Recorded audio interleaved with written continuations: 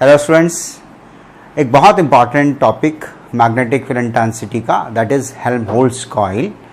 Helmholtz coils are, if we place two identical coils means having the same radius and electric current flowing through them, having the same magnitude as well as the direction. If we place those identical coils at equal to their radius, यानी जितना radius उनका है उतनी ही distance पर distance equals to their radius, if you place them then that formation is called Helmholtz coil. This Helmholtz coil is used to obtain the uniform magnetic field. Magnetic field कैसा होगा? Uniform magnetic field, constant magnetic field को obtain करने के लिए इसको use किया जाता है.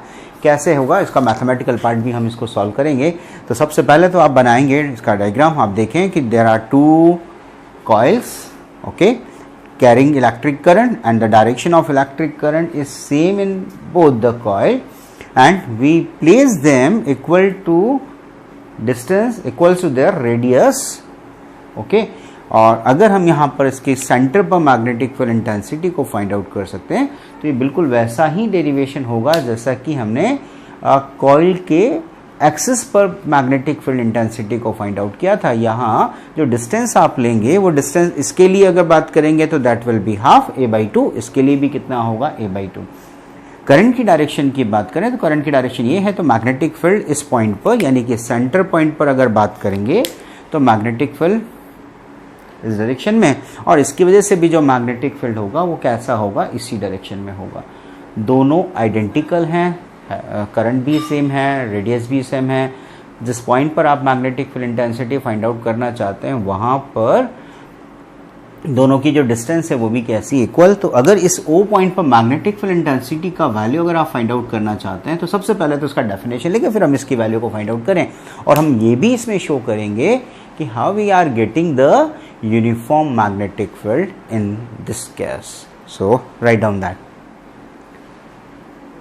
If two identical current carrying coils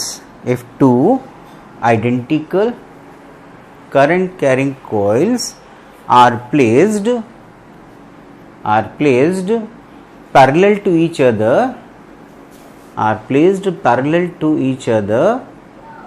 at a distance equals to their radius,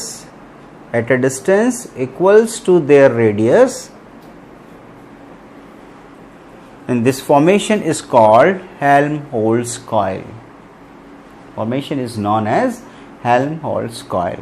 And then you can draw this diagram. और इस डायग्राम के बाद एक और डायग्राम बनाना है, लेकिन इसको समझेंगे हम कैसे, क्यों यूनिफॉर्म मैग्नेटिक फील्ड. अगर अब इसको आप वैसे ही समझ सकते हैं तो हमें पता है कि सेंटर पर मैग्नेटिक फील्ड इंटेंसिटी कैसा होगा? मैक्सिमम. जैसे जैसे आप डिस्टेंस को इंक्रीज करेंगे तो डिस्टेंस इंक्रीज होगा तो मैग्नेटिक फील्ड क्या होगा? डिक्रीज होगा. ये मैग्नेटिक फील्ड डिक्रीज होगा. फर्स्ट वाली कॉइल की बात करें तो फर्स्ट वाली कॉइल के लिए सेंटर पर मैक्सिमम मैग्नेटिक फील्ड.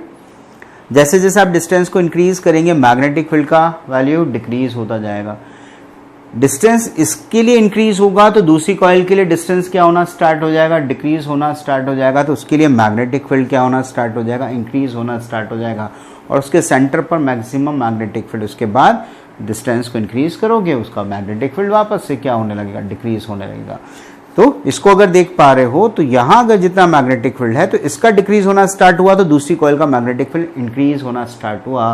तो दोनों का अगर सम की बात की जाए, दोनों के जो मैग्नेटिक फील्ड का सम होगा वो हमेशा कैसा रहने वाला है? कांस्टेंट रहने वाला है. ये अगर हम बात करें तो ये मैग्नेटिक फील्ड हमारे लिए कैसा होगा? दोनों कॉइल्स की वजह से अगर इसका सम कर देंगे तो दैट विल बी सेम. इसका मतलब दो कॉइल्स के बीच में, यानी जो हमने बात किया है फॉर्मेशन, इन दोनों कॉइल्स के बीच में मैग्नेटिक फील्ड, दोनों कॉइल्स के मैग्नेटिक फील्ड का सम आएगा. और कैसा रहेगा? कांस्टेंट रहेगा. एक का डिक्रीज हो रहा है कोई बात नहीं, दूसरे का उसी रेशियो में क्या होने वाला है? इंक्रीज होने वाला है. और अगर हम इस O पॉइंट पर मैग्नेटिक फील्ड इंटेंसिटी को फाइंड आउट करें तो हम कैसे मैग्नेटिक फील्ड इंटेंसिटी को फाइंड आउट कर सकते हैं? यहाँ बात करेंगे तो फर्स्ट वाले की वजह से और सेकंड वाले की वजह से. क्योंकि डिस्टेंसेस दोनों की सेम है। अभी हमने फिलहाल b1 प्लस b2 लिख दिया, लेकिन b2 का वैल्यू भी कितना आना है, b1 के ही इक्वल आना है। बट शो करने के लिए हमने कह दिया कि B1 प्लस B2, दोनों का करंट का डायरेक्शन सेम है इसलिए हमने प्लस लगा दिया। और वैल्यूज निकालें तो कैसे लिखेंगे, हमें पता है कि एक्सिस पॉइंट पर जो मैग्नेटिक फील्ड इंटेंसिटी का फॉर्मूला यूज़ किया जाता है that is mu naught, N है ही नहीं तो mu not I A square upon 2 into A square plus X square power 3/2, power 3/2, इसको ए सॉरी ना, mu not I N A divided by 2 A square plus X square power 3/2। हम इसकी form में इसको यूज़ करेंगे।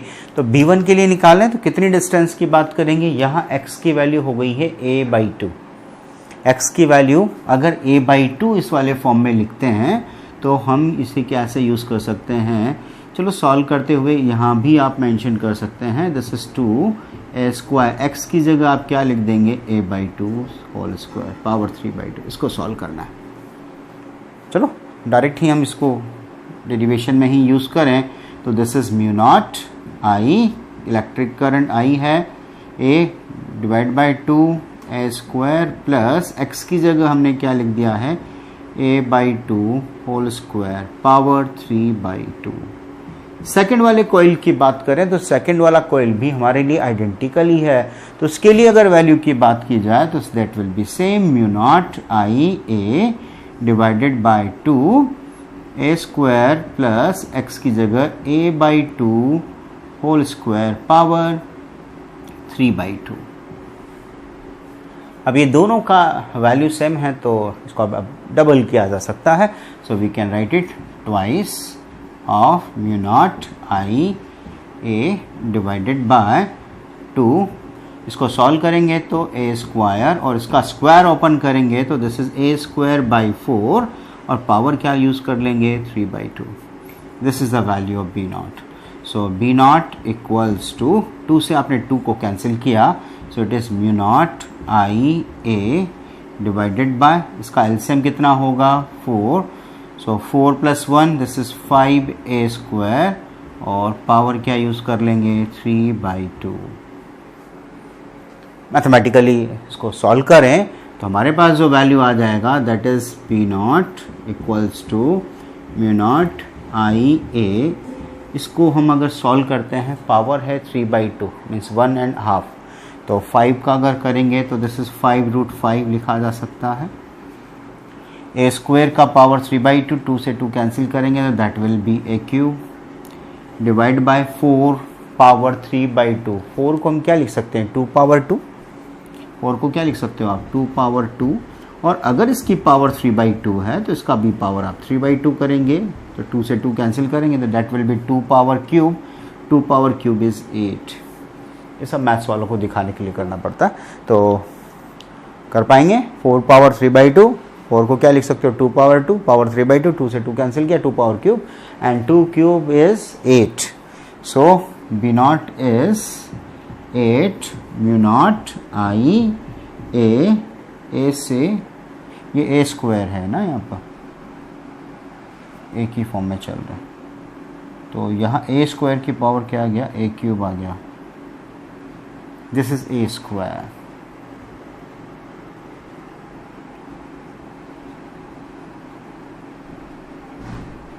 ए square